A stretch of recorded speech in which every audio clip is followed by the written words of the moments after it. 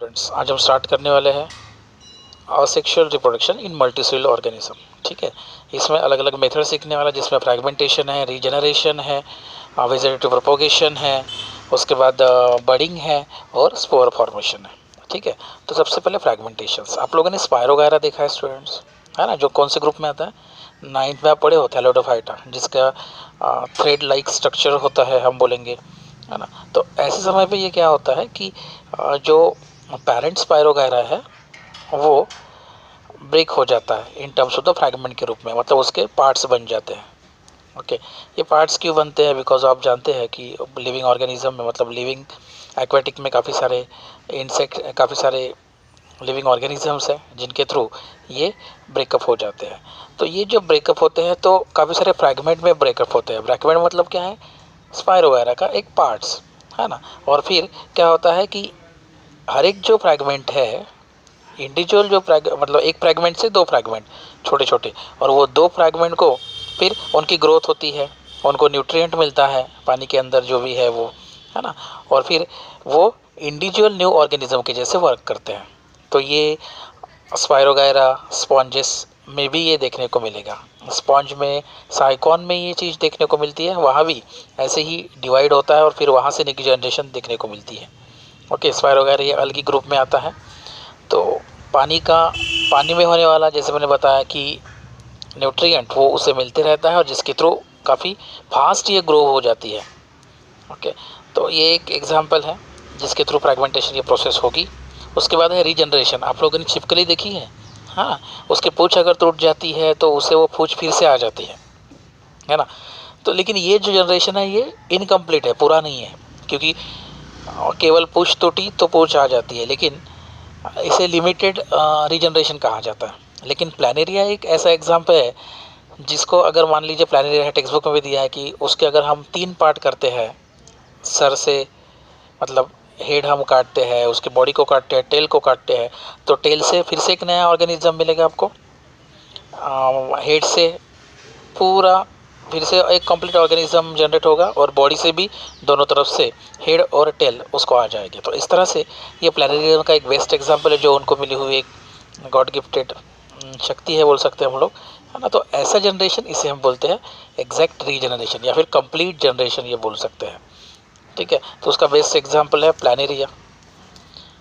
उसके बाद में बर्डिंग, आप लोगों ने हाइड्रा देखा है ना, एनिमल क्लासिफिकेशन में 6 में, ये 6 चैप्टर है ये, जिसमें हम डिटेल में सीखने वाले हो।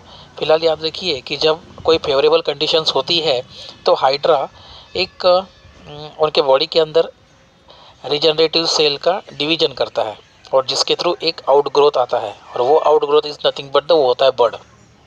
ओके, तो ये बर्ड जो है धीरे धीरे ग्रो होते जाता है और उसका फिर स्मॉल हाइड्रा बन जाता है। ठीक है, तो ये जो पेरेंट हाइड्रा है उसके अंदर टर्मिनल लेयर्स होती है या फिर डाइजेस्टिव कैविटी होती है। इनके माध्यम से क्या होता है कि जो ऑफस्प्रिंग जो है, या फिर what can say nascent hydra जिसे हम बोलेंगे, है ना, उसको वो न्यूट्रिएंट प्रोवाइड किया जाता है।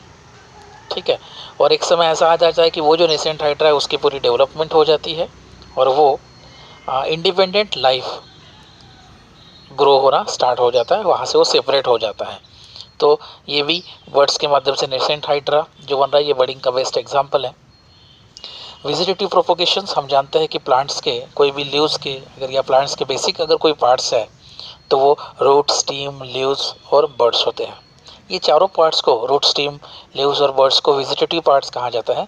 तो इसी वेजिटेटिव पार्ट्स का इस्तेमाल करके हेल्प्स के रिप्रोडक्शंस होता है प्लांट्स में, और उन्हीं को ही वेजिटेटिव प्रोपोगेशंस कहा जाता है ना। जैसे आप डायग्राम देखो, डायग्राम में पोटैटो, स्वीट पोटैटो, ब्रायोफियम, ये सब एग्जांपल्स दिए, ये वेजिटेटिव प्रोपोगेशंस के ही एग्जांपल है। ब्रायोफियम तो काफ़ी फेमस है, आप लोगों ने देखा होगा कि जैसे लीव्स होता है, और लीव्स के जो बाउंड्री है विच कॉल्ड एज द मार्जिन, है ना, वो मार्जिन से आपको फिर से एक नए प्लांट स्टार्ट होने शुरुआत में दिखता है। तो ये जो है, it is the example of what vegetative propagations, है ना। ऐसे ही पोटैटो अगर आप देखते हो घर में, कई बार हम देखते हैं कि उसके ऊपर व्हाट कैन से छोटे छोटे ब्लैकिश डॉट होते हैं जिसे हम आइस कहते हैं, और वो आइस से अगर वो सॉइल में आप उसे डाल दोगे तो उस आइस से आपको फिर से प्लांट्स मिलते हुए दिखेगा, है ना। ऐसे ही गन्ना, शुगर केन या फिर ग्रास जो बोलते हैं, उसके जो रूट्स होते हैं वहाँ से आपको ग्रास में तो रूट्स से अभी वेजिटेटिव प्रोपोगेशंस होता है, लेकिन शुगर केन जो है उसमें लाइनिंग होते हैं, तो वहाँ से बर्ड्स जनरेट होता है ना। तो हम बोल सकते हैं कि with the help of birds के माध्यम से फिर नोट्स जो बॉन्ड जो मैंने बोला ही ना, वो नोट्स के माध्यम से फिर बर्ड जनरेट होते हैं। रूट्स के थ्रू जैसे कैरेट और रेडिश का एग्जांपल है, इनमें वेजिटेटिव प्रोपोगेशन जो है वो रूट्स के माध्यम से होता है ना। तो ये वेजिटेटिव प्रोपोगेशन एक मेथड है जिसके थ्रू रिप्रोडक्शन ये प्रोसेस होती है।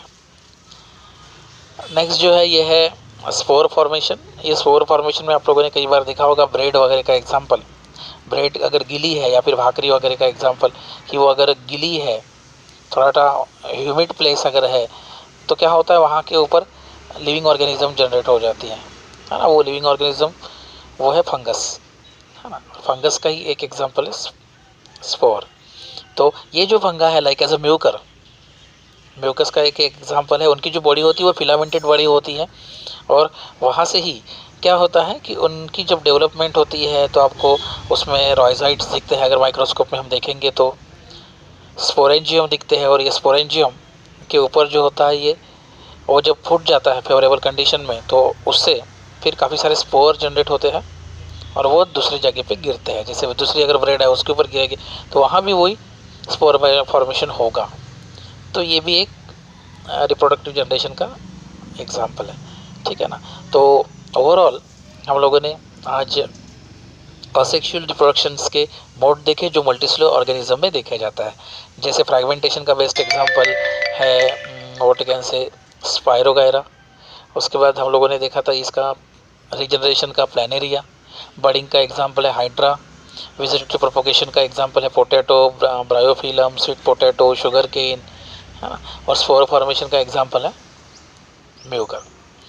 तो ये सभी चीज़, ये एग्जांपल्स आपको पता होना चाहिए क्योंकि एग्जाम में आपको वो पूछते हैं, ठीक है स्टूडेंट्स। नेक्स्ट पोर्शन को जस्ट हम अभी शुरुआत करेंगे, that is the sexual reproductions. Till the time हम लोगों ने सेक्सुअल रिप्रोडक्शन देखा था, अब देखेंगे सेक्सुअल रिप्रोडक्शन, ठीक है। सेक्सुअल रिप्रोडक्शन में मैं जैसे बोला कि कंपल्सरी 2 पेरेंट्स की रिक्वायरमेंट वहाँ होती है, एक मेल पेरेंट्स और दूसरा female parents. Okay, that means वहाँ 2 जर्म सेल्स की रिक्वायरमेंट रहेगी, और वो दोनों मेल गैमेट और फीमेल गैमेट अलग अलग रहेगा। ये प्रोसेस थोड़ी स्लो होती है as compare to sexual reproduction से, लेकिन यस यहाँ जेनेटिक वेरिएशंस आपको देखने को मिलता है, ठीक है। तो इसके बेसिक 2 स्टेजेस है स्टूडेंट। पहला जो है गैमेट फॉर्मेशन और दूसरा है फर्टिलाइजेशंस। तो गैमेट फॉर्मेशन में क्या होता है, हम जानते हैं कि मियोसिस के माध्यम से ये गैमेट्स फॉर्मेशन होता है, जिसमें मेल गैमेट्स और फीमेल गैमेट्स ये फॉर्मेट होते हैं। ओके, मेल गैमेट्स आपको कहाँ से मिलेगा, with the help of sperm से, और फीमेल गैमेट्स आपको एग्स के थ्रू मिलेगा। ओके, और इस तरह से दोनों गैमेट्स जनरेट होते हैं, और इनको हैप्लॉइड्स गैमेट्स कहा जाता है स्टूडेंट्स, ठीक है। हैप्लॉइड गैमेट्स मतलब हम लोग बोल सकते हैं कि वहाँ केवल 1 पेयर ऑफ क्रोमोसोम्स होती है। नेक्स्ट जो स्टेज है जिसे हम कहेंगे फर्टिलाइजेशन। ये फर्टिलाइजेशन स्टेज में जाइगोट फॉर्मेशन होता है कि मेल गैमेट्स से स्पर्म, फीमेल गैमेट्स से एग्स, और दोनों का फॉर्मेशन होके एक जाइगोट फॉर्मेशन होता है जो कि डिप्लॉइड रहेगा, जिसमें 2 पेयर ऑफ क्रोमोसोम्स, ठीक है। और फिर जाइगोट का डेवलपमेंट होके एम्ब्रियो बनता है, और एम्ब्रियो की डेवलपमेंट होके फिर न्यू इंडिविजुअल्स बनता है, ठीक है ना।